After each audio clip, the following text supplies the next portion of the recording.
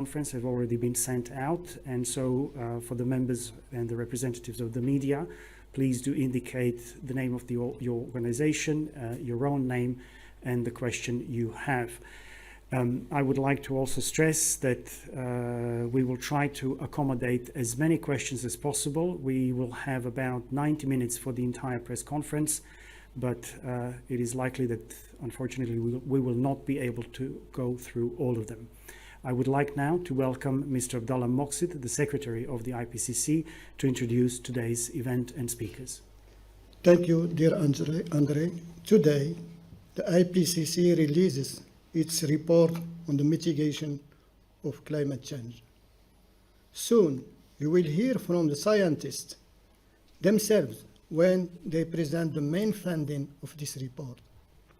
This cycle, the sixth cycle, was the most intense of all the IPCC history, with 8 reports, and we have already released 7 of them.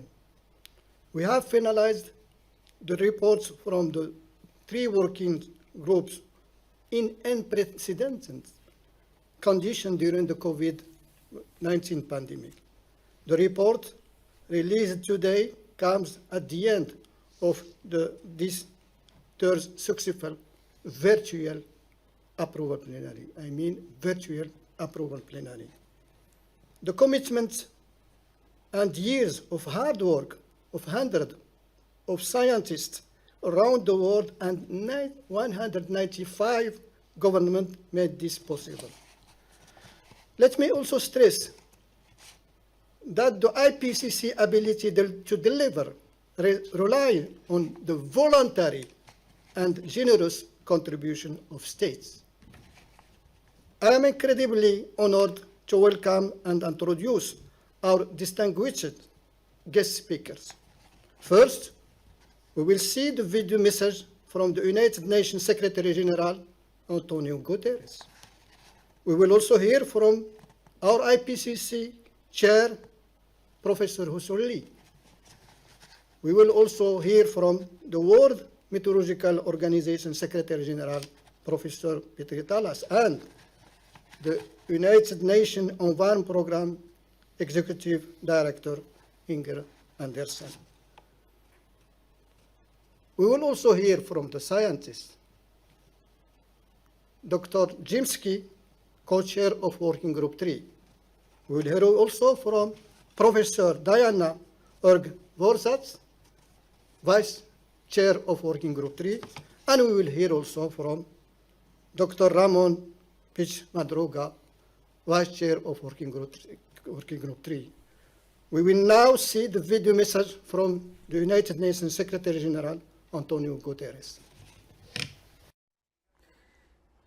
The jury has reached a verdict, and it is damning.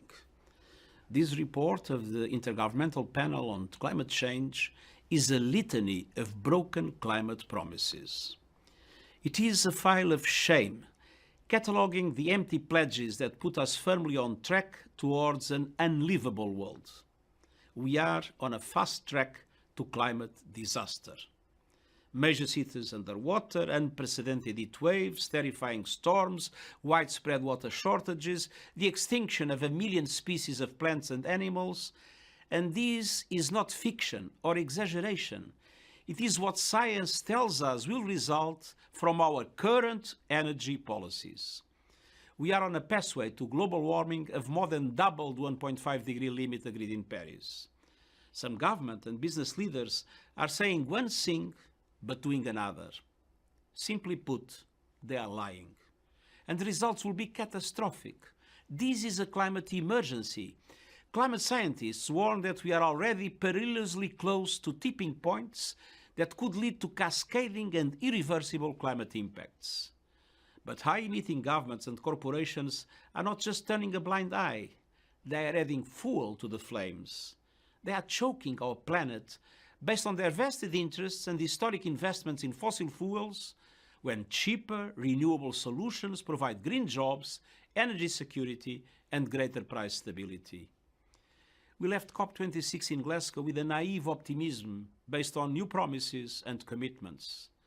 But the main problem the enormous growing emissions gap was all but ignored. And the science is clear.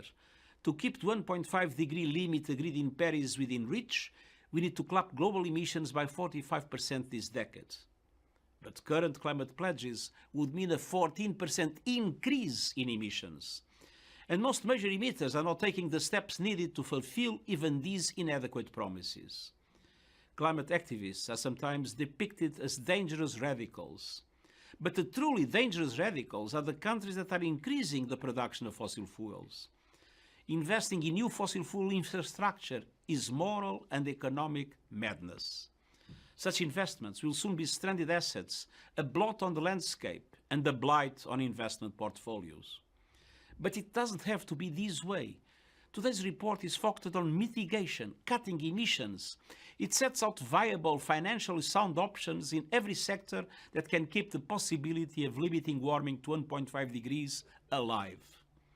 First and foremost, we must triple the speed of the shift to renewable energy. And that means moving investments and subsidies from fossil fuels to renewables now. In most cases, renewables are already far cheaper. It means governments ending the funding of coal, not just abroad, but at home. And it means climate coalitions made up of developed countries, multilateral development banks, private financial institutions, and corporations with adequate technologies supporting major emerging economies in making this shift. It means protecting forests and ecosystems as powerful climate solutions. It means rapid progress in reducing methane emissions. And it means implementing the pledges made in Paris and Glasgow. Leaders must lead. But all of us can do our part. We owe a debt to young people, civil society, and indigenous communities for sounding the alarm and holding leaders accountable. We need to build on their work to create a grassroots movement that cannot be ignored. If you live in a big city, a rural area, or a small island state, if you invest in the stock market, if you care about justice and our children's future, I am appealing directly to you. Demand that renewable energy is introduced now at speed and at scale. Demand an end to coal-fired power. Demand an end to all fossil fuel subsidies.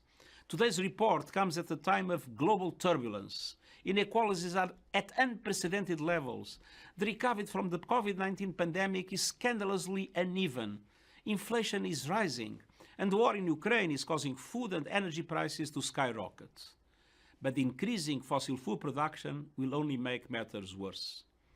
Choices made by countries now will make or break the commitment to 1.5 degrees.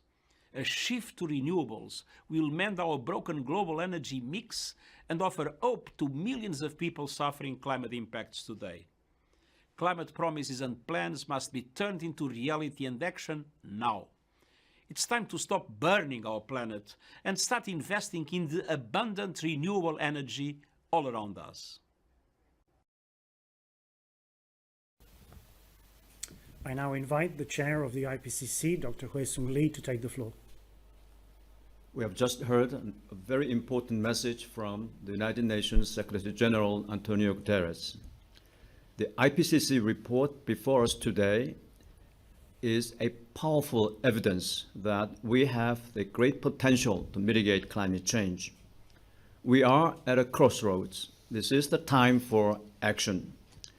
We have the tools and know-how to limit warming and secure a livable future. Today's report marks the completion of the scientific trilogy. It is the last piece of the 3 IPCC working group contributions to the 6th assessment report, which will conclude with a synthesis report to be released later this year. This Working Group 3 report provides the most recent scientific knowledge on the mitigation of climate change. It complements the report on the state of global warming, which was released last summer, and the report on the climate risks and adaptation released just last month. Together, they confirm that IPCC is the authoritative scientific voice of the United Nations on climate change, and that the IPCC is the unique interface between climate science and policymaking.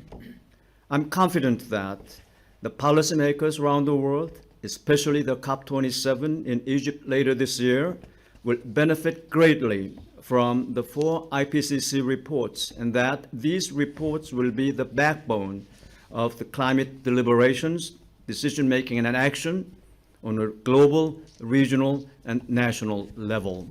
Thank you. Thank you, Dr. Lee. We will now see a video message from the WMO Secretary General Peter Vitalas. Very high on the global agenda as well. Dear participants of the IPCC Working Group 3 press conference, dear Jim Skia, you have been heading the writing team, and I'd like to thank also the UK government for all the support that you have given for the success of this report. The road has been a little bit bumpy, and you have been forced to work much harder than you expected, but I think that the end result is great. We are at the moment facing very challenging times. We have learned from about this brutal war in Ukraine, which also has an impact on the media environment, and that has meant that attention to this long-term major challenge for the welfare of humankind and biosphere has been a little bit lower than it used to be before this war. And this war that is ongoing in Ukraine, it has an impact also outside of Ukraine. It has an impact on food security, prices of food, and also prices of energy. And this is going to hit especially less developed countries, as is the case of climate change as well. We have already seen rises of energy prices, both electricity and fossil fuels, and that's very high on the global agenda as well. And in the best case, this would speed up the reduction of the use of fossil energy and also speed up green transition. In the worst case, interest to mitigate climate change will be challenged because of this development. But let's concentrate on the results of this excellent report, which form very good basis for crucially needed raise of the ambition level of climate mitigation. Although I would like to praise the results of the COP26, where G7 and European Union countries made pledges to keep us on 1.5 degrees track. We should also keep in mind that the rest of the G20 countries, including the BRICS countries, were not in a position to offer such pledges that would keep us on such a track. This report today shows what are the means and most effective means and most affordable means in different types of economies to enhance the crucially needed raise of mitigation efforts. I hope that this information will be used by the governments in different parts of the world to proceed with mitigation. The Working Group 2 report, which was published some weeks ago, was showing that every corner of the earth is already affected by climate change. And the report today shows that every region in the world had also an impact on climate change problem today. Classically, we have been thinking that only the developed countries which have used most of the fossil resources so far are responsible for that. But if we take the land use into account, especially deforestation in Latin America, Africa, and Southern Asia, it's shown that they have also had a major impact on the climate problem, which is demonstrating that we need global efforts to be successful in climate mitigation. And besides that, there's also need to pay attention to climate adaptation. We know that the negative trend in climate will continue for the coming decades anyhow, and melting of glaciers and sea level rise for the coming centuries. We just celebrated the World Meteorological Day on 23rd of March, and there United Nations Secretary General Antonio Guterres was tasking WMO to lead the preparation of major early warning service package to be approved by the COP27 hosted by Egypt this November in Sharm el-Sheikh. only half of the 193 members of the WMO have proper early warning services in place, which means that ever-growing impacts are causing dramatically growing economic and human losses. We have also drastic gaps in weather, climate, and hydrological observing systems, which means that the early warning services, especially in African, Caribbean, and Pacific countries, are in very poor shape. There's an urgent need to invest in basic weather, climate, and water observing infrastructures to enhance the early warning service abilities of especially LDC and SIDS countries. UN aims at reaching 100% global coverage of early warning services by the end of 2028 through investments and capacity building of meteorological, climate, and hydrological infrastructures and education of related national expertise. So to conclude, we have two urgent challenges ahead of us: adaptation and mitigation. Both financing visionary political decisions and concrete actions are needed for the sake of the welfare of current and future generations and our biosphere. Thank you. I would now kindly invite Inge Anderson, the UNEP, the United Nations Environment Programme Executive Director, to take the floor. Thank you so much, and to all members of the press, welcome, and of course to Hosong Lee, who's the chair of IPCC, and certainly to Jim Skier, Diana Urch-Bosatz, and Ramon Pix Madruga, who is first co-chair and vice chairs of this working group. Today we present an important report, part of the trilogy that Petri referenced in his recording. As you know, this is the third report from the IPCC during this current assessment cycle, and it now completes the full picture of the climate crisis that is facing humanity. And as we heard from the Secretary General, it is not a pretty picture. The first two IPCC reports told us that climate change is here and now and causing huge disruptions in the natural world and to human well-being. This report tells us that we're still not doing enough to cut greenhouse gas emissions, confirming the findings of UNEP's 2021 emissions gap report. The last 2 decades saw the highest increase in emissions in human history, even though we know how much trouble we're in. The next decade cannot follow the same pattern if we are to hold warming this century to 1.5 degrees Celsius. Half measures will not halve greenhouse gas emissions by 2030, which is what we need to do. And we all need to go in on this. The IPCC tells us that we have the knowledge and the technology to get this done through a rapid shift from fossil fuels to renewable and alternative fuels, through moving from deforestation to restoration, through backing nature in our landscapes, oceans, and cities, through transforming our cities into green and clean spaces, and through behavior changes to address the demand side of the equation. Now, such an opportunity did present itself when countries rolled off their docket stimulus packages to help kickstart economies when we faced COVID-19 pandemic. But on the green scorecard, we failed, loud and clear. Once again, we now today find ourselves with an opportunity for some as countries seek out alternative sources of energy. Immediate needs must be met, yes, to heat homes and to keep lights on. But as we rethink hydrocarbon suppliers and our dependency on fossil fuels, the solution has to be to kickstart the transition to renewable and cleaner sources of energy. The next climate COP in Sharm el-Sheikh must bring more ambitious climate pledges and long-term strategies for 2050 to help drive such shifts. But increased action must begin this year, not next year, this month, not next month, and indeed today, not tomorrow. Otherwise, we will, as the UN Secretary General put it, continue to sleepwalk into a climate catastrophe.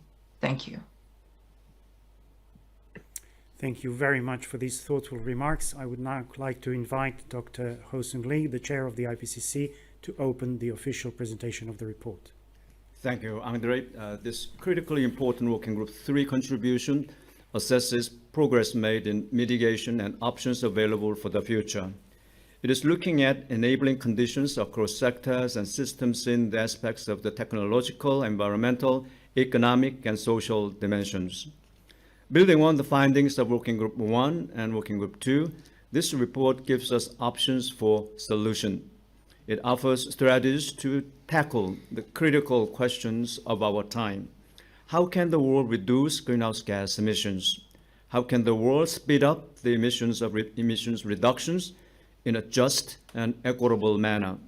How can the buildings, transport, cities, agriculture, livestock, and energy sector to be a part of the solutions to lowering emissions?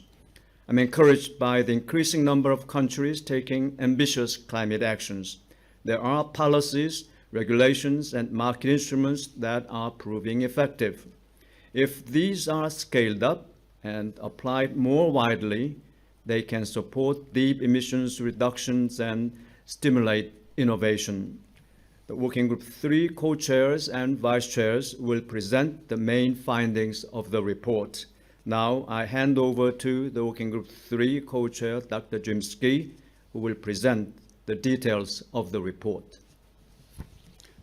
Okay, thank you, Ho-Sung. And before I start, I would like to thank all of the authors who spent countless hours working on this report on a voluntary basis under extremely difficult circumstances given the COVID pandemic. I would also like to thank my fellow co-chair, Priyadarshi P.R. Shukla, who unfortunately can't be with us today. We've actually been shoulder to shoulder for the last 5 years to guide the work on this report. In his place, I'm actually joined by two of the Working Group 3 vice chairs, Diana Urgavorsats and Ramon Peaks Madruga, and together we are pleased to present the findings of this Working Group 3 assessment of the mitigation of climate change. Now, our assessment was prepared by 278 authors from 65 countries. We reviewed more than 18,000 scientific papers and considered close to 60,000 individual comments from governments and experts as part of the drafting process. And all of this feedback has helped to strengthen the report. So in the next 20 minutes, we're going to set out our key findings, showing where we are in terms of greenhouse gas emissions, where we're headed, and what action we can take to limit global warming. Now, the reality is that greenhouse gas emissions, which are causing global warming, are at their highest levels in human history. Emissions in 2019 were about 12% higher than they were in 2010 and 54% higher than in 1990. So we are definitely not on track to limit warming to 1.5 degrees Celsius. But there is increased evidence of climate action, and the average annual rate of growth in global emissions has slowed in the last decade, from 2.1% per year in the early part of this century to 1.3% per year between 2010 and 2019. And this decline in growth is particularly noticeable in the energy and industry sectors, where the rate of growth has more than halved. Despite this progress, our assessment concludes that unless there are immediate and deep emission reductions across all sectors, limiting warming to 1.5 degrees will be beyond reach. Some countries have achieved a steady decrease in emissions over several years at rates consistent with limiting warming to 2 degrees, and a growing number of cities are setting net zero target. An increased range of policies and laws have enhanced energy efficiency, reduced rates of deforestation, and accelerated the deployment of renewable energy. And climate laws that result in reduced or avoided emissions are present in 56 countries, covering more than half of global emissions. One notable success is around renewable energy. Since 2010, there have been sustained decreases in unit costs, with reductions of 85% for solar energy, 55% for wind power, and 85% for batteries. And in some cases, costs have fallen below those of fossil fuels. And at the same time, we've seen big increases in installed capacity, as this figure shows.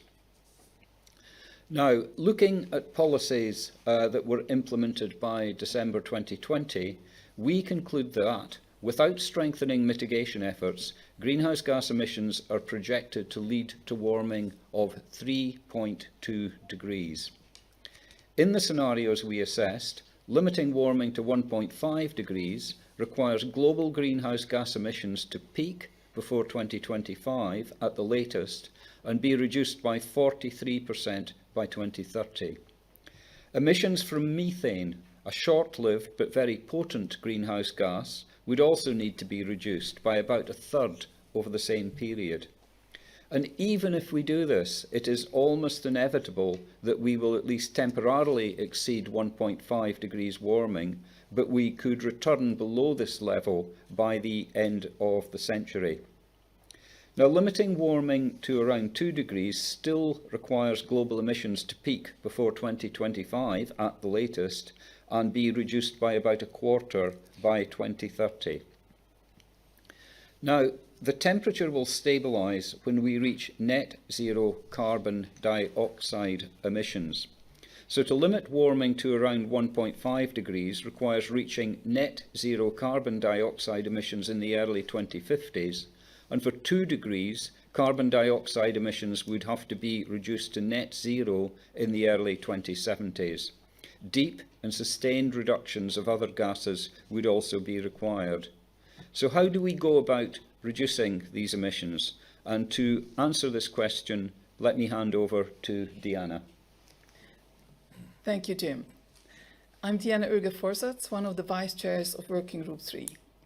What I would like to do now is to take you through the options that are available in each sector to combat climate change. And yes, in every sector there are options available that can at least halve emissions by 2030 and keep open the possibility of limiting warming to 1.5 degrees. Let's walk through these.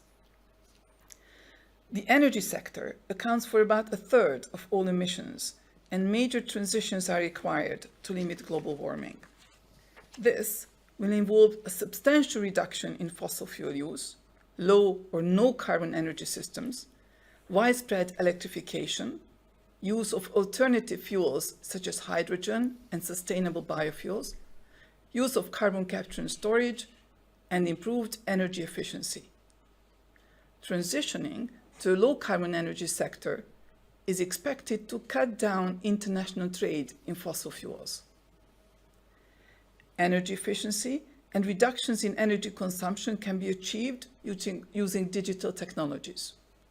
In this way, it is also possible to decentralize an energy network so that power comes from multiple localized energy networks rather than one main electricity grid.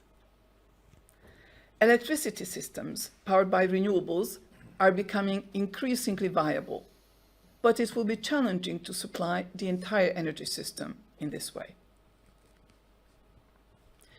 Changes to our lifestyles and behavior can reduce our carbon footprint, as well as improve our health and well-being.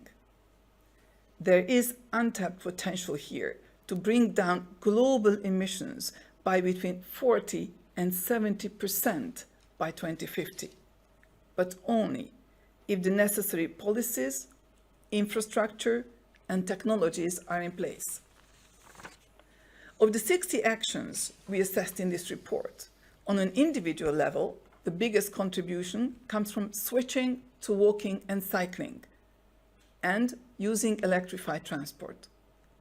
Other effective options include reducing air travel and adapting our houses. Shifting towards balanced, plant-based diets is an option. Wealthier individuals have the highest potential for reductions as investors, consumers, role models, and professionals. While there is mitigation potential in many regions of the world, in some places, people require additional housing, energy, and resources for human well-being. To be effective, lifestyle changes will need to be supported by systemic changes across every aspect of society, including transport, buildings, industry, and land use. Looking at the transport sector, reducing demand plays an important part in reducing emissions, and low-carbon technologies are also key. Electric vehicles offer the greatest potential, as long as they are combined with low or zero carbon electricity sources. Advances in battery technologies could assist in the electrification of trucks and complement conventional electric rail systems. In aviation and shipping, which are harder to decarbonize, alternative fuels, such as low-emission hydrogen and biofuels, would be needed. Overall, there is substantial potential for emissions reductions, but this depends on decarbonizing the power sector. Cities and other urban areas account for more than 2/3 of global emissions if we take into account what is produced in the city and brought in from elsewhere through energy and products. And there is significant potential for emissions reductions. In all cities, better urban planning is key.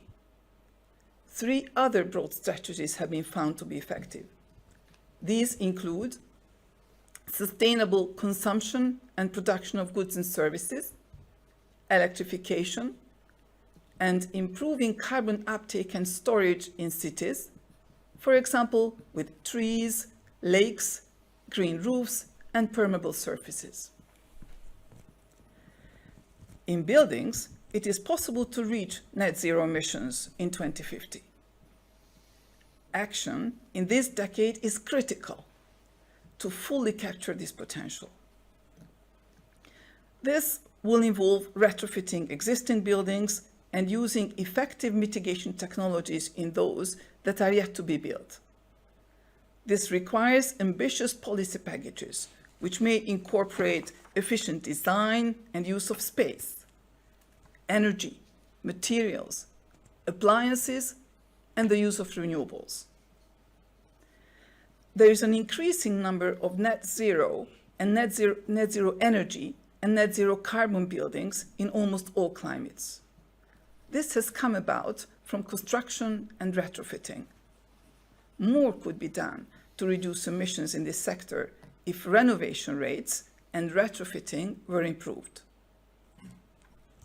Reducing emissions in industry will involve using materials and energy more efficiently, reusing and recycling products, and minimizing waste. These approaches are underused in policies and industrial practice at present. For basic materials, including steel, building materials, and chemicals, low to zero greenhouse gas production processes are at their pilot or near commercial stage. In some cases, they are at commercial stage, but not yet established through industrial practice. This sector accounts for about 1/4 of global emissions.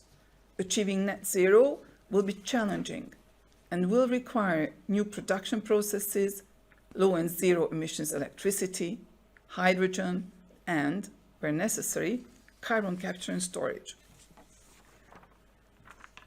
To counterbalance hard to eliminate emissions, for example, from agriculture, aviation, and some industrial processes, requires carbon dioxide removal.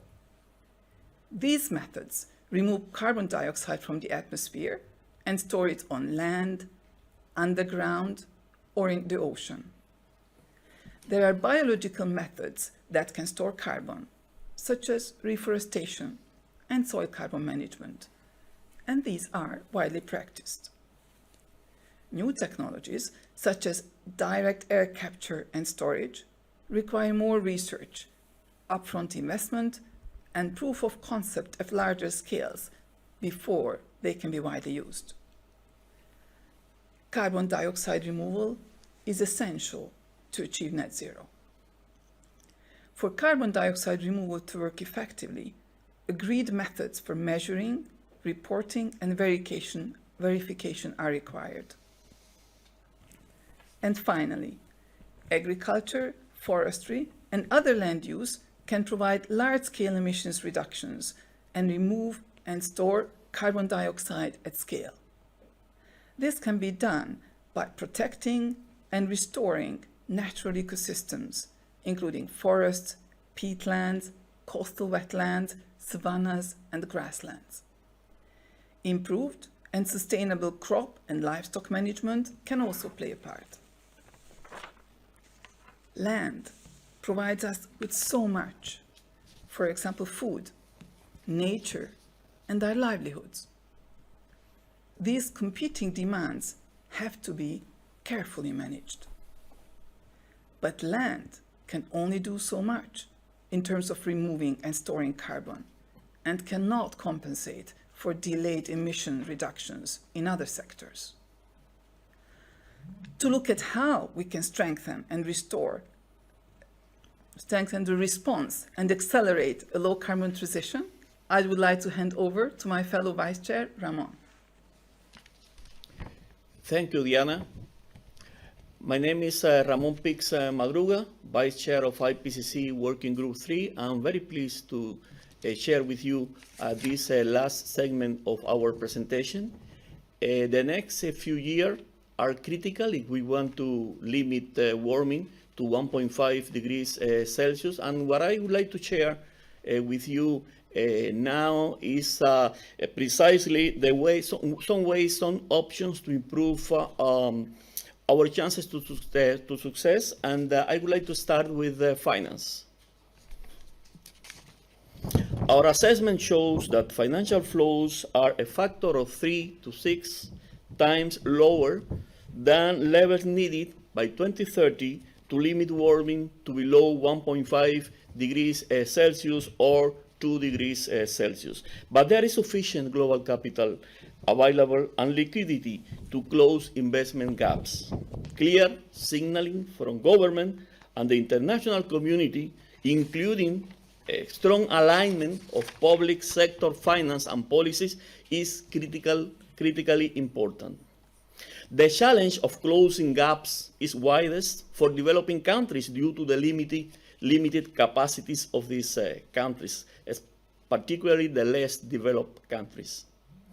Without taking into account the economic benefits of reduced adaptation costs or avoided climate impacts, global gross domestic product growth would be just a few percentage points lower in 2050 if we take the necessary actions to limit warming to 2 degrees Celsius or below compared to maintaining current policies. Let's turn our attention now to regulatory and economic instruments and policies which play a critical role in strengthening the response to climate change. Regulatory and economic instruments ranging from standards for vehicle efficiency and building codes to policies for industrial decarbonization to broad-based carbon taxes and emission trading systems have already proved effective in reducing emissions. So, such measures can be strengthened and expanded significantly. Policy packages and economy-wide packages are better able to achieve systematic change than individual policy instruments on their own. Ambitious and effective mitigation requires coordination across government, setting and implementing strategies and building consensus among disparate stakeholders. These efforts are particularly effective when built on engagement with civil societies, indigenous people, professional bodies, and businesses. In recent years, there has been enormous activities and significant progress in technology and innovation, which is reflected in this assessment report of Working Group 3. Investment and policies especially for scientific training as well as research and development, push forward low-emission technological innovation.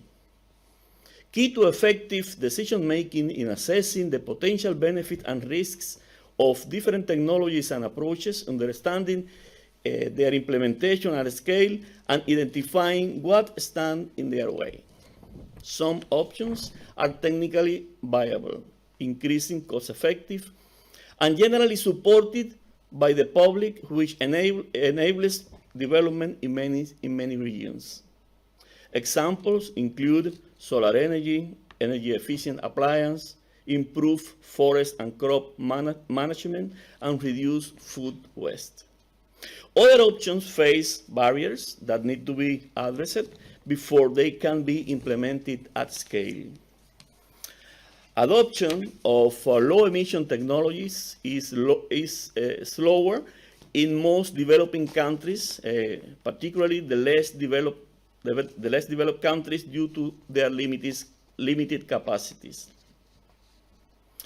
In all countries, actions to limit global warming that result in wider benefits to societies can increase the pace, depth, and breadth of emission reductions.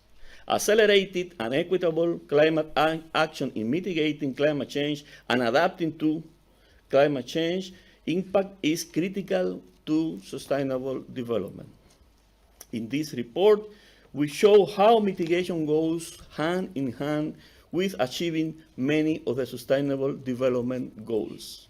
We see that equity and just transitions can lead to deeper ambitions for accelerated climate action. Many countries and regions are already applying just transition principles. In our assessment, we look at how mitigation actions can lead to sustainable development. Here are two examples, and let me start with actions in urban areas. As we focus on just one option, green and blue infrastructure, we see that green roof and facade, networks of parks and open space, wetlands, and urban agriculture can not only absorb and store carbon, but at the same time achieve many other sustainable development goals, as you can see with the square in these graphs. For example, they can reduce pressure on urban sewer systems, reduce flood risks, and heat island effects. They can also deliver health benefits from reduced air pollution. Focusing now on land use, avoiding deforestation, and sustainably managing soils, forests, and livestock can mitigate climate change. These actions align well with sustainable development and can also result in responsible production, improved livelihood, and food security. Potential conflicts between reducing emissions and sustainable development, particularly around land use, and the need to ensure access to food, water, and energy can be managed with the right policies, investment, and financial partnerships. This gives an insight into the wider benefits of mitigation.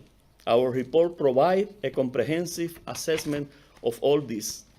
And for now, I would like to hand back to my colleague, Professor Jim Skee. Okay, thank you, Ramon. Climate change is the result of more than a century of unsustainable energy and land use and patterns of sustainable consumption and production. And what this report has done is to show how taking action now can move us towards a fairer and more livable world. And so just to sum it all up, we know what to do, we know how to do it, and now it's up to us to take action. Thank you very much for this presentation. We are now opening the floor for questions. The first questions are already with us. I will direct the first one to Professor Jim Skee. Your SPM, this is from the New Scientist magazine, Adam Vaughan. Your SPM says that global emissions must peak by 2025 and fall 43% by 2030 in, quote, in global modeled pathways that limit warming to 1.5 with no or limited overshoot, end quote. What examples does the report hold to suggest that this is feasible? And what the global emissions rose 5.5% last year and have never fallen that fast. Yeah, well, what the report absolutely makes clear is that we're not talking about business as usual if we are going to address the challenge of climate change. So we don't look at the immediate past and say we expect that pattern to continue. The message is very clear. The governments of the world have set targets in the Paris Agreement or the Paris goals of limiting warming to 1.5 or maybe 2 degrees. And what we have done is set out very clearly, it's almost through the laws of physics and chemistry, that that is what would need to happen if we were to limit warming to these levels. Now, we're very conscious of the question about this big change of direction. So the report does contain within it lots of assessments of the feasibility of the individual options that Diana especially was taking us through. And it also has an assessment about the feasibility of actually the kind of system changes that would be needed. And just to say, the longer we put off action in terms of addressing climate change, the bigger the feasibility challenges will be. And that is a very, very clear message of the report. Thank you very much for that. The next question is from Deborah Kroll, the Indigenous Affairs reporter from Arizona Republic. This is the question for Diana. Indigenous people fear that the move to conserve more land will end up removing them from those lands and result in not only homelessness, but decreasing biodiversity that made them attractive. How could they be included in conservation instead of being excluded from their ancestral home? Thank you very much for that question. Actually, there are several aspects of our report that are relevant to this question. For example, first we show that actually restoration of ecosystems and preserving some of the land in its original ecosystem status is very important. In fact, one of the most important options in our land, how we can reduce emissions. What we also show that any option that we want to implement will have negative impacts on some consumer groups or some stakeholders, some parts of businesses or of the society. And in order to manage these, the best option is to involve these stakeholders from the beginning of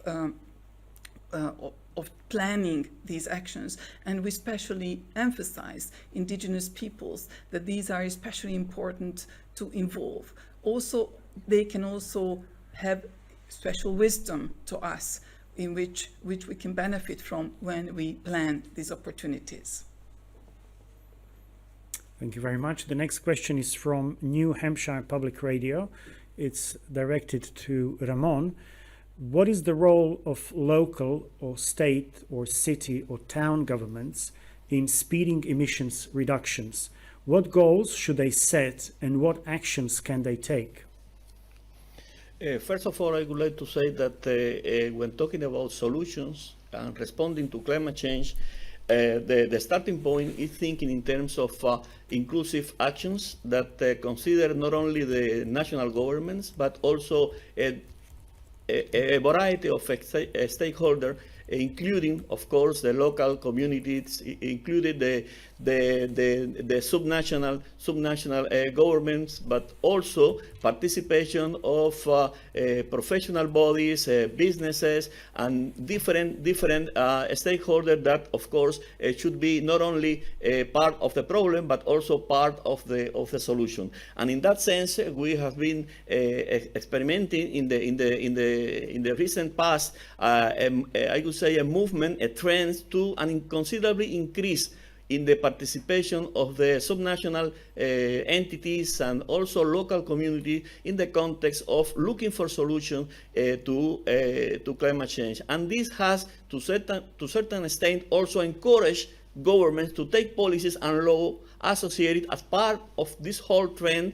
This has encouraged and to to the national government to think and to take approved policies and laws that directly or indirectly, let's say for instance through energy policies and so on, contribute to climate action, contribute to climate responses.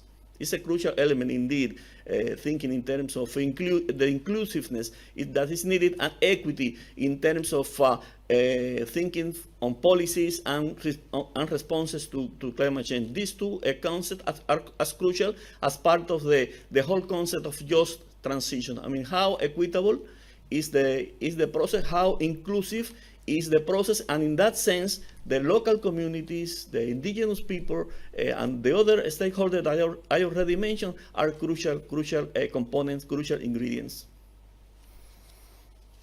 Thank you very much for that response.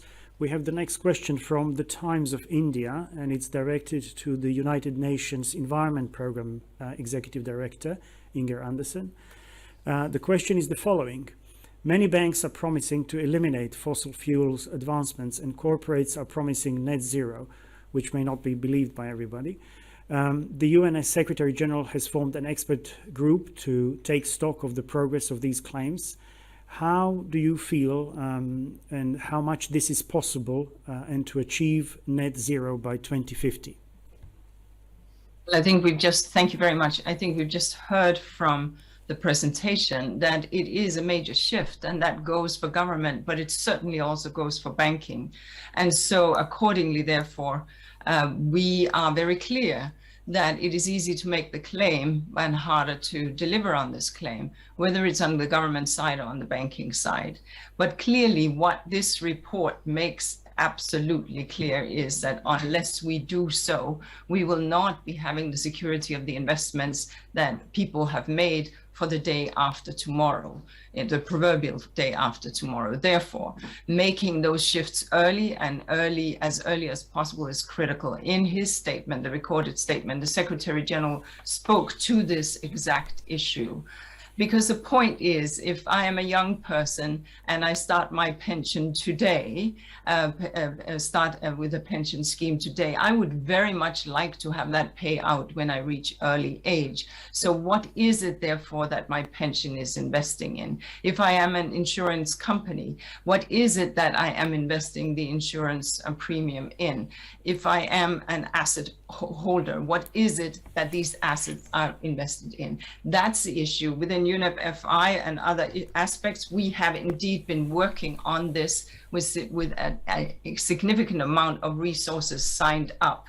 But it is a hard issue, and the call is therefore on individual investors, but also on institutions to lean in and make this happen. Thank you. Thank you very much for this response. Just to check if there are any other additional comments from the people in the room. No. We are moving on. The next question is from the Associated Press, and it's directed to James Skee. At what date will it become impossible, even with drastic emission cuts, to keep temperature below 1.5 degrees Celsius? The report says it is impossible under current NDCs and current policy. So at what year do we pass the crossroads Dr. Lee mentioned, where no matter what we do, can't prevent hitting 1.8 degrees?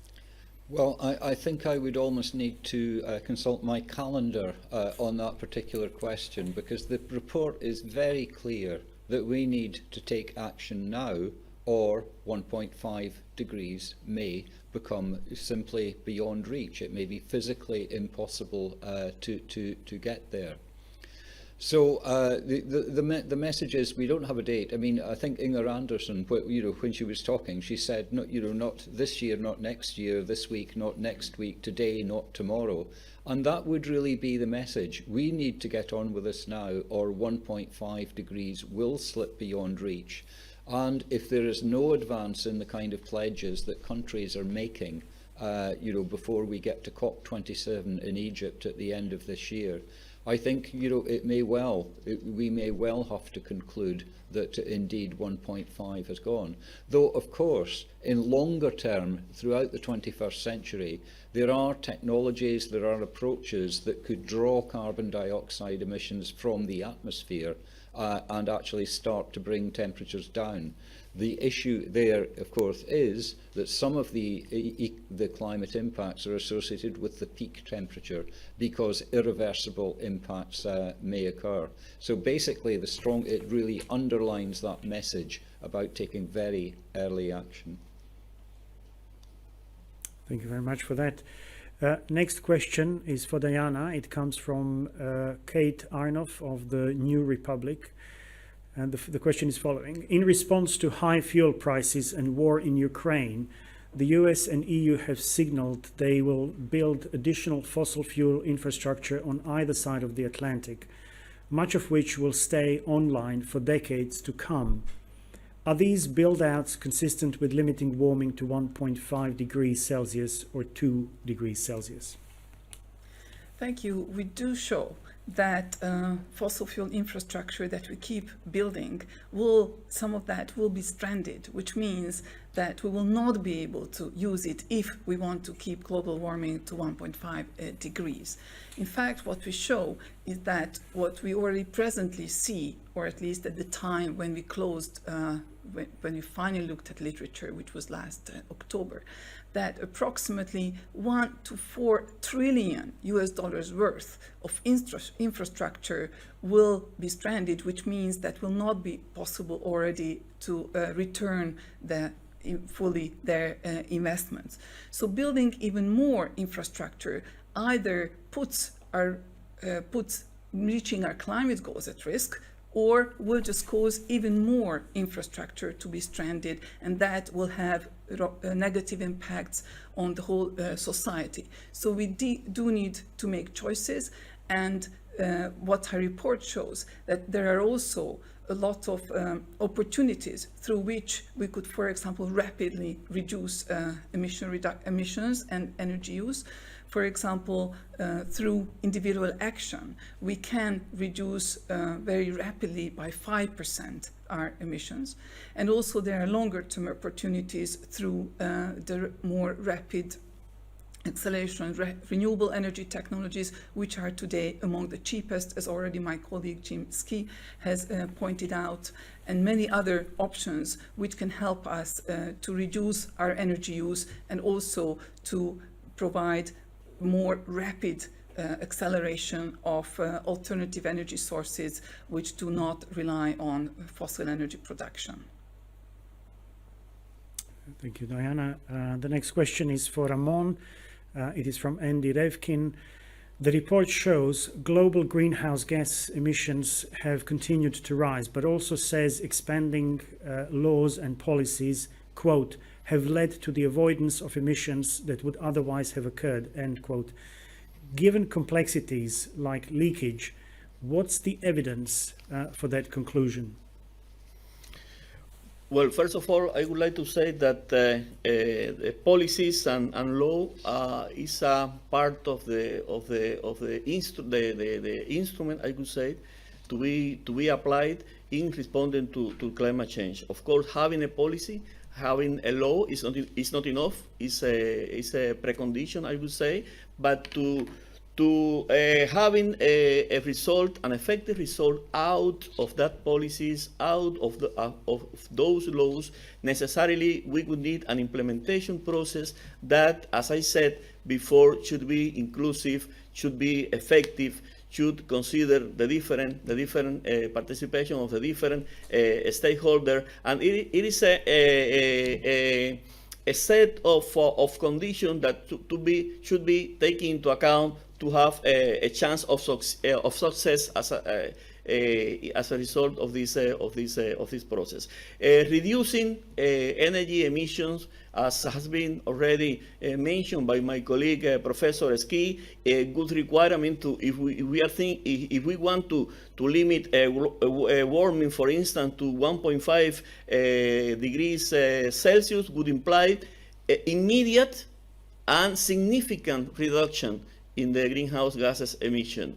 And also, it means accelerated mitigation, but also it should be equitable mitigation. So the policies and laws in practice should consider this aspect. Also in the implementation process process should consider this aspect that should be, I would say, a precondition for having a success as part of those processes. I mean, in short, the response is not enough. Having, of course, we have been experimenting in the recent past, as I mentioned in my presentation. There has been an considerably increase in the adoption of policies and law, and this is a positive signal, of course. This is a positive signal in terms of governance, in terms of interest with regard to participating in the solutions or responses to climate change. Is a positive, is a necessary condition, but it's not a sufficient condition. We need to think also in the part of the implementation, and to the extent that those policies and law are not only adopted but also properly implemented in an equitable way and an inclusive way and an immediate sense, as has been mentioned. Of course, would be successful. Otherwise, the gaps would remain. Thank you. I believe Professor Ski also wants to add on this question.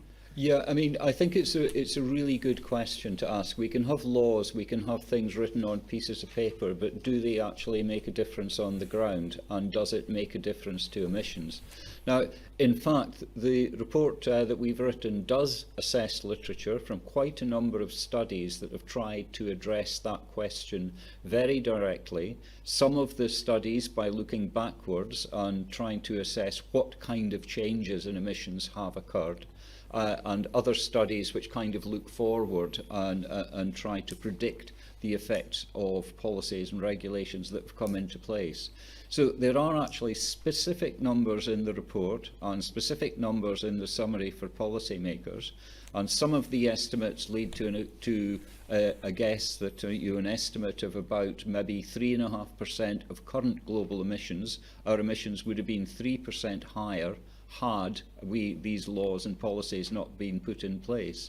And other estimates actually go much higher. They suggest that emissions would have been 10% higher than they currently are if we hadn't had these laws and policies.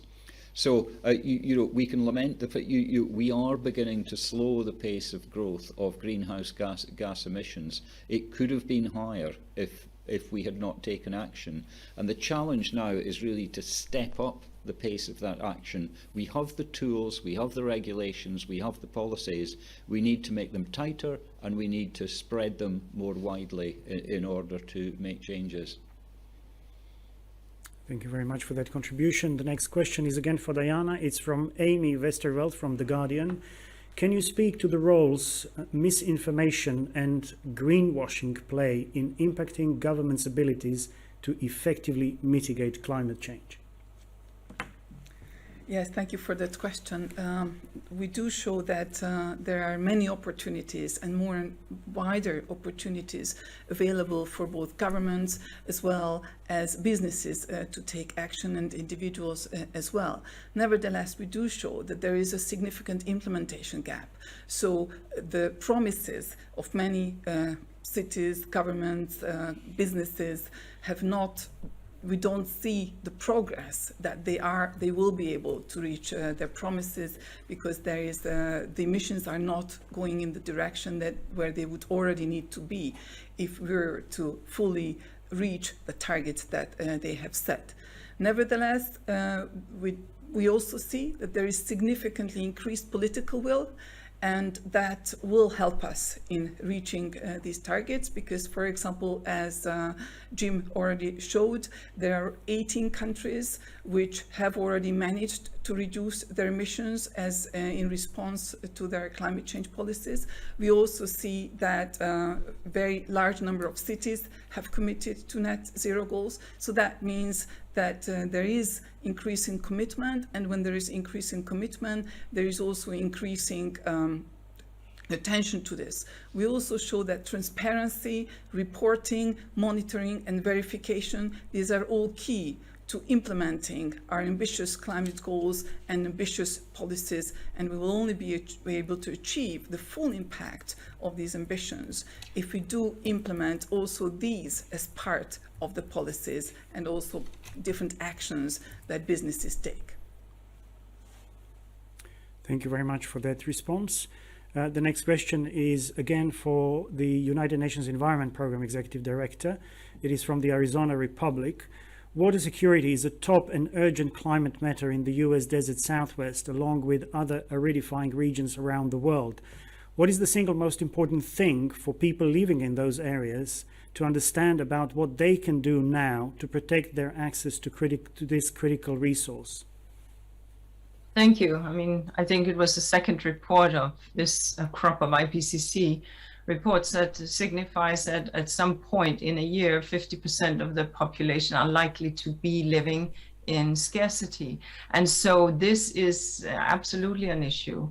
So are we then, therefore, in these scarce areas, and I will distinguish between poorer regions such as the Sahel and a wealthier region such as Arizona, are we in the wealthier areas where scarcity prevails, living as if we had no scarcity?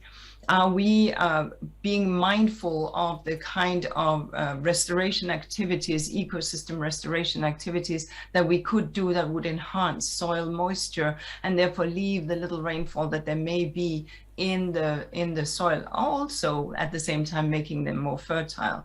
Are we using zero watering gardens? What kind of hardware and machinery do we use for that is water consuming and that is otherwise that could be more water efficient?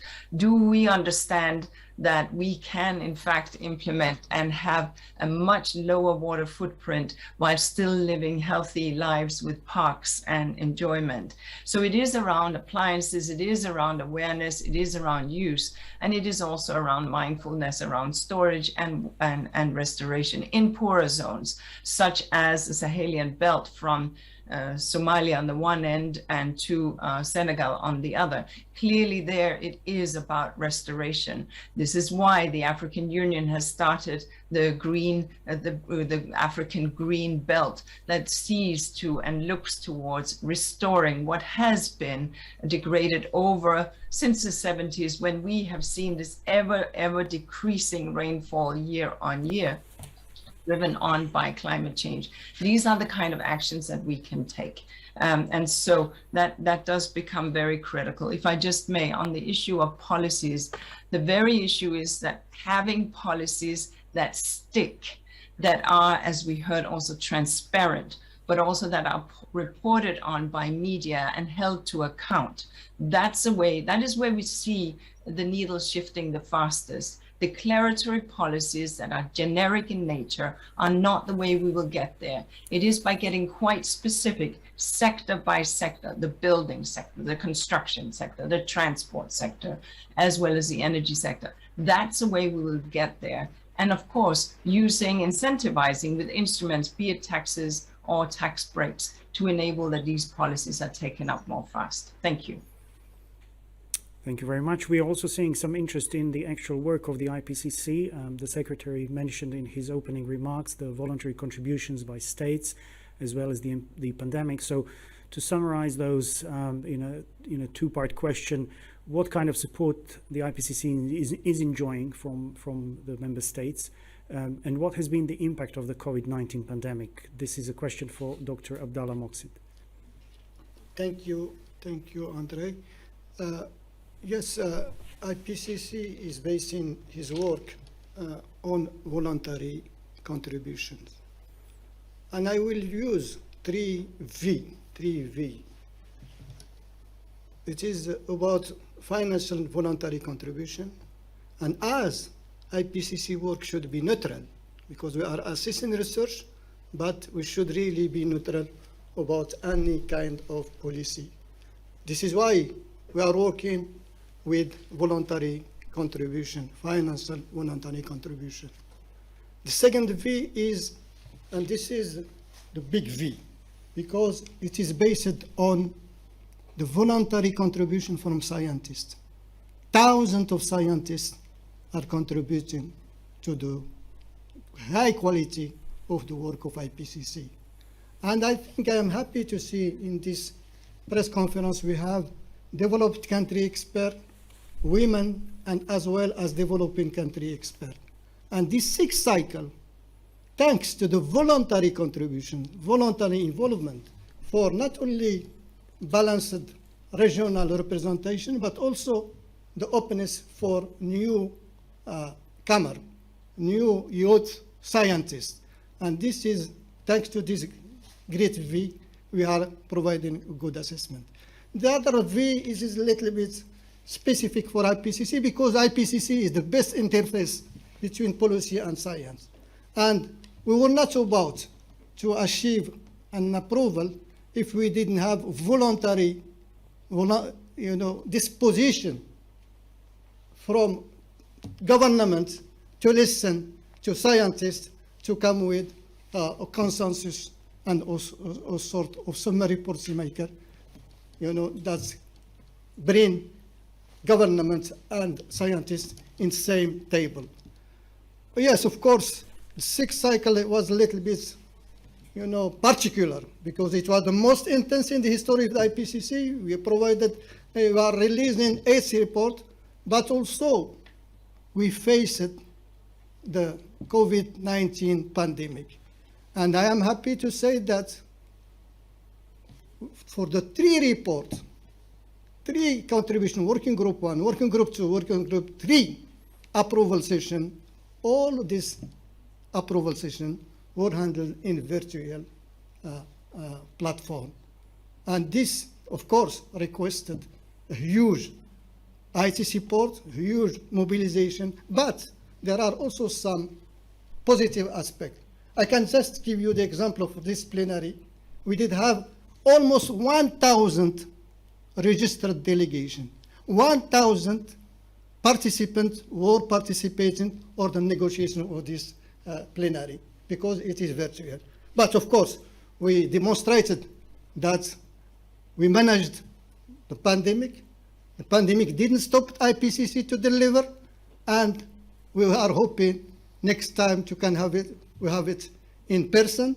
But anyway, we will be able to use this virtual platform to manage any situation, thanks to all the disposition and all the collaborative work. And this is something I want also to highlight.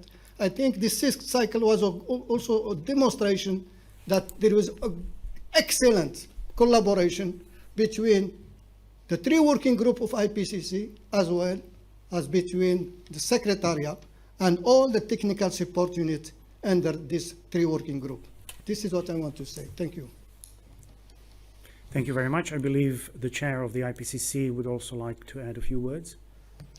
Yes, thank you. A couple of minutes ago, there were questions about the effectiveness of climate mitigation and also some policy instruments. And these are very, very important questions. And I just want to highlight a couple of data that AR6 found. That is the consumption-based CO2 emissions declined in developed countries. This implies that the CO2 intensity in the developing countries declined. This is the example of a very positive policy spillover across the borders. And positive policies, actions taken in a developed countries or some other countries have a spillover effect. So we can be very optimistic about this direction of very ambitious action in the countries. Thank you very much, Dr. Lee. The next question is from Laurie Gehring from the Thomson Reuters Foundation. It is for Ramon. What are now the major barriers to achieving the transition needed? Social, financial? What, in simple terms, needs to change to bend a curve that is so far not being bent? Thank you very much. I would say that this question refers to some elements which are crucial in the debate on climate change, and also for finding solutions or responding to climate change. With regard to the social issues, I would like to highlight that this is in this sixth assessment report, the contribution of working group 3 to this sixth assessment report of the IPCC.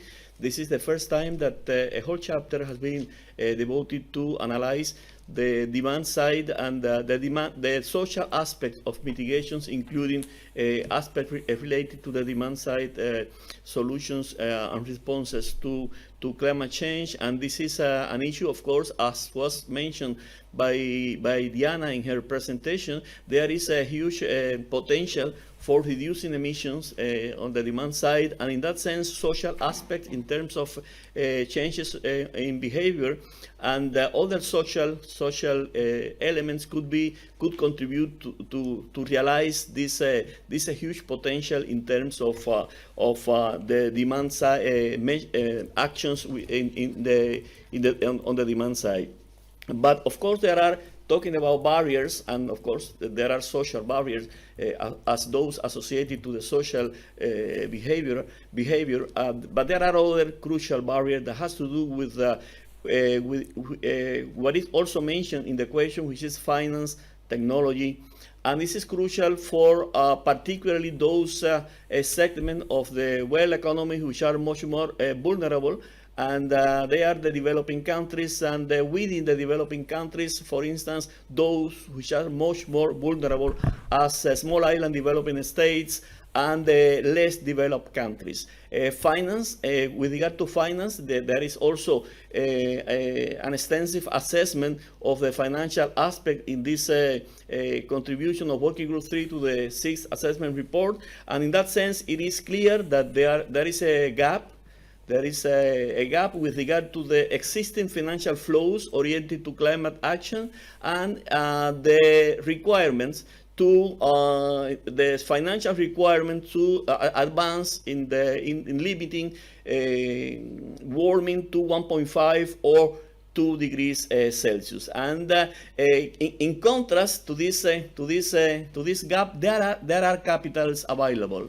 There are liquidity available. So the point is, if we want really to advance in that path of limiting warming, following those ambitious goals, we need to think in terms of firstly addressing those gaps, and this is a signal for government, for the international community, also in terms of international cooperation, but because finance and technology are two key aspects that in terms of barriers and in terms of the needs of developing countries for fully participate in this response, in this global response to climate change, that should be properly addressed. And this has also to do with the articulation, the connection of the climate response to the Sustainable Development Goals. I mean, these are two sides of the same coin, I would say, for progressing, for advancing, and sustain this the accomplishment of those goals. We necessarily need to think in terms of an accelerated response to climate change and accelerated mitigation as part of that response, but this accelerated process should also be equitable, as has been already said, and this is also another issue that need to be properly addressed as part when thinking in terms of barriers for further progress in that sense. With regard to technology development, technology transfer is another aspect that was assessed in this contribution of Working Group 3, and of course this is another area in which much more effort would be needed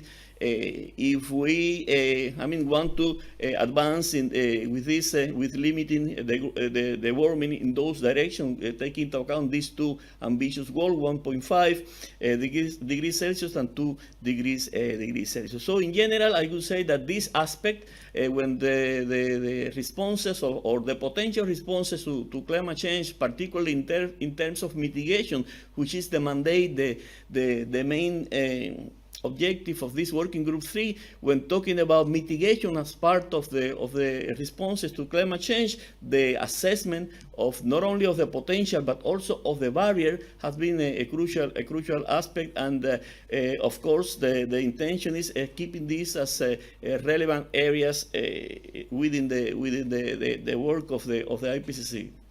Always considering that the mandate of the IPCC is assessing relevant literature with regard to these issues and others, without being prescriptive in terms of the prescribing policies. Thank you very much, Ramon. I believe co-chair Jim Ski also has something to add on this question. Yeah, very specifically on finance. I mean, we have a dedicated chapter on investment and finance in the report. And what it is trying to do is really to explain the issues about how you close that gap and get enough money moving into the kind of mitigation projects that we need. And what's very clear, public money can't do it by itself. I mean, developed country governments have not met their $100 billion a year goal, but the money that is needed is actually in the trillions. It's not a matter of billions. So we need to get private sector money going as well. And there the important thing is that the public sector and governments use the money that they have cleverly in order to incentivize private sector investments. So the challenge there is, in many developing countries, the cost of capital is high. So public governments need to put in place steps and use instruments that bring down that cost of capital to make the projects more investable. And that means things like loan guarantees, export credit, etc., to make sure that the projects become investable. And that's got to be a big part. It's not just about public money coming through, which may be important, especially for adaptation projects, but from the mitigation side, it's reducing the risks of investing in the projects from pension funds, insurance companies, etc. Thank you very much for that. Just to alert our panelists, we have about 8 more minutes to go. We'll try to squeeze as many questions as possible. Please bear that in mind. The next question is from Janessa Duncombe from EOS. It's possibly first for Diana. Perhaps the co-chair might want to also add something to it. Here's the question. Pandemic shutdowns led to the largest annual drop in global energy-related carbon dioxide emissions since World War II, and broad economic pain. How does the scale of the drop in 2020 compare to what's needed each year to limit warming at 1.5 or 2 degrees Celsius, and what is essential for limiting economic strain? Thank you very much. And that's a very important question because, of course, it emerges in us that if this substantial reduction, this around 5 to 6% reduction, is what is needed each year to reach our climate goals, to keep global warming at 1.5 degrees, then does it mean that we have to be all locked up and go through these austerities to reach our climate goals? But our report shows that, in fact, the opportunities that we show have actually options to improve our lives. So we show many options. For example, if we design cities better, that means if we don't have to get into our cars to travel far away, because the jobs and the homes and the shopping are near to each other, and we are able to walk, or we are able to cycle because there is a safe bicycle infrastructure. This actually doesn't only cut greenhouse gas emissions significantly, but will also help us with being more healthy, and also cutting urban air pollution. That is also one of the biggest sources of air pollution related health effects and death. So coming back to the pandemic gave us also many further opportunities. For example, the fact that we are now discussing online and have this press conference online, this has been made increasingly acceptable and increasingly possible as a result of the pandemic, because we are improving our digital infrastructure and access to digital services, and generally accelerated digitalization, which is shown in our report to be a fundamental part of many of our responses. Nevertheless, the pandemic also increased many of these barriers that have been just discussed. For example, it needs to be acknowledged that hundreds of millions were pushed back into extreme poverty. Also, many countries have accumulated substantial debt, and that will also be an important barrier to them responding to climate change. Nevertheless, further opportunities come through our responses to the pandemic. As already mentioned earlier in this press conference, that many governments are mobilizing substantial resources to revitalize their economies, and how these resources are spent is really critical to reach not only to again bring the economies back and bring those people out of poverty, but these can be very well also utilized for reaching our climate goals. And here it gives me also a good opportunity to come back to the previous question and add some further information on the previous question related to fossil fuel investments. Because if we invest in for example, zero energy buildings, which I have already mentioned that these are becoming increasingly available all throughout the world. Also, we can now retrofit buildings to be net zero. These give us opportunities not only to cut our energy use, but also to improve the health and well-being of the people. And the pandemic has shown that this is very important, because we are spending increasing amounts at home. And so the point is that altogether this pandemic has, yes, shown that we can reduce emissions, but that's not the way how we will have to reduce emissions. But there are many opportunities through the responses to the pandemic, which can accelerate our actions so that we can reduce our energy use and related emissions in the scale that was as a result of the pandemic. Also, if we can go to co-chair Jimski. Let me be quick. Looking at the time, we've got a new chapter on demand and consumption, and what that makes very clear, it's not human behaviour alone that is going to get emissions down. It's a mixture of access to and provision of infrastructure and technology. And of course, during the pandemic, it was all done by human behaviour. We all locked ourselves up in our homes and didn't travel. That's not the way to get emissions down in the long term, because you will not see the social acceptability of such an approach. So I think there are very big limitations to the analogy between the kind of experiences we had, especially in 2020, and how you would go about getting demand and emissions down in the long term. That needs planning, it needs investment in infrastructure, it needs provision of and access to technology. Okay, thank you very much for that. I believe this is going to be our last question. It's from Agencia EFE, from Marta Montojo. And on this one, perhaps I will direct it first to Ramon, and then perhaps maybe an additional comment from the co-chair, Jimski. What sort of climate mitigation policies that have been put in place so far has had a short-term negative impact on vulnerable low-income groups and small companies, as the authors suggest? And how can governments avoid having such an impact going forward?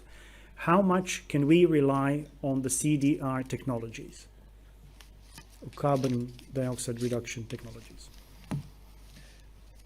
Well, with regard to this last part of the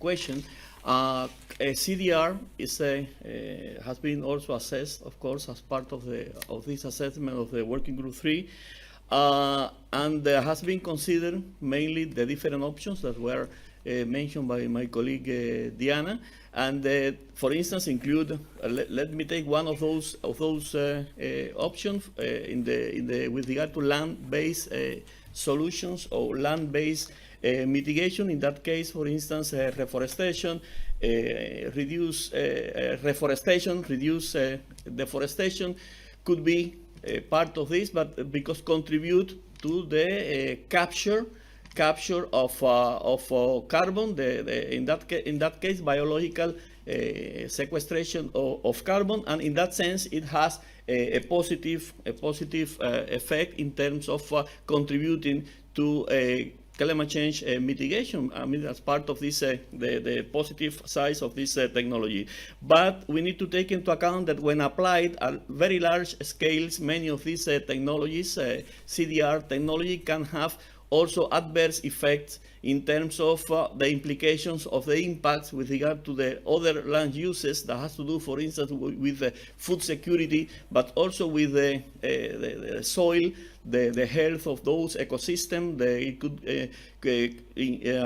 imply the soil deterioration. It can have negative implications for biodiversity. I mean, all these potential side effect that in many cases are associated to the scale in which these technologies are applied were assessed in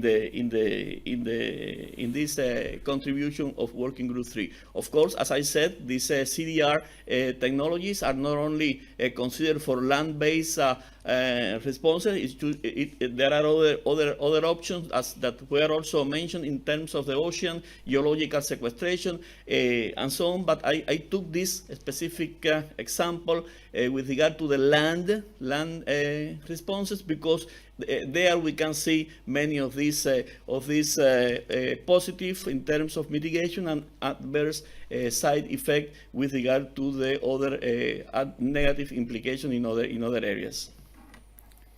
Thank you very much. Co-Chair Ski. Yeah, okay, that was two massive questions for the price of one there, actually.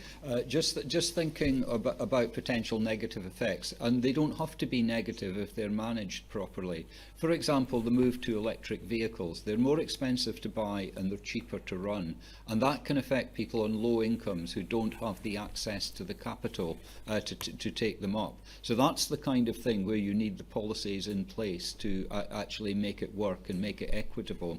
You can also pick up areas of converting agricultural land for planting trees. That can displace people and interacts with land tenure systems. So again, these are the kind of issues that need to be managed.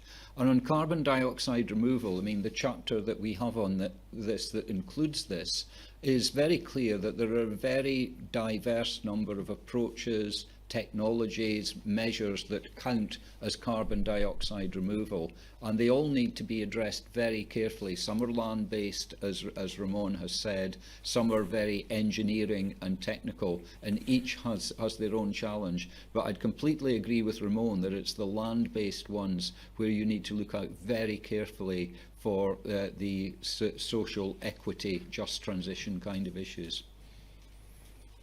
Thank you very much. And actually, the last question is also for you. It is from the Washington Post, and it's the following. The report makes that politics, not science, technology, or lack of understanding is the main barrier to achieving emissions reductions. Which political players have been the main obstacles to climate action? How must politics now change to enable the energy transition to occur? Andre, you saved the most difficult question for last, and the one I need to be most delicate one, because it is not IPCC's job to comment on the policies of individual countries or organisations. We have a chapter on institutions, governance and policy that very carefully assesses the literature around these particular areas. And I think what it actually does is to step back a little from actually asking questions about greenwash and whose obstacles, to think carefully about how policies are formed and the role of different stakeholders in policy formation. And it then has a much wider reach because of course, NGOs and civil society are also playing a big role in influencing climate policy. And we flag up the role for increasing role of climate litigation, which may not only affect governments, but may affect private sector actors as well. So as you know, we're trained to deflect questions like that, and I hope I've deflected it sufficiently. Thank you. Thank you very much. And before we close, I would just like to invite the chair of the IPCC, Hui Sung Lee, to share any closing remarks he may have with us. Thank you very much. And this report, as you know very well, is released under the rising oil prices. And the oil prices is changing almost every day. And remember, 2 years ago around this time, exactly April 20th of 2020, the oil price was minus $40 per barrel. So this is the world. And therefore, this increases, rapidly rising oil prices would be just a blip in our journey to the path to net zero. And the world, sooner or later, will realize that this net zero path would be independent of changes in oil prices. Our data support that. This 3 report indicated that for last 10 years, the CO2 intensity declined globally, regardless of changes in the oil prices, which was very volatile. So we wish to convey that message to the world. Thank you very much. I wish to thank all of the panelists for their time today and for sharing the scientific findings of the Working Group 3 report, the 3rd contribution to the 6th assessment cycle, which will be concluded in autumn this year, when the synthesis report will be again delivered to the public, to the world. I would also like to thank the representatives of the media for attending this press conference. Take care and see you soon. Bye-bye.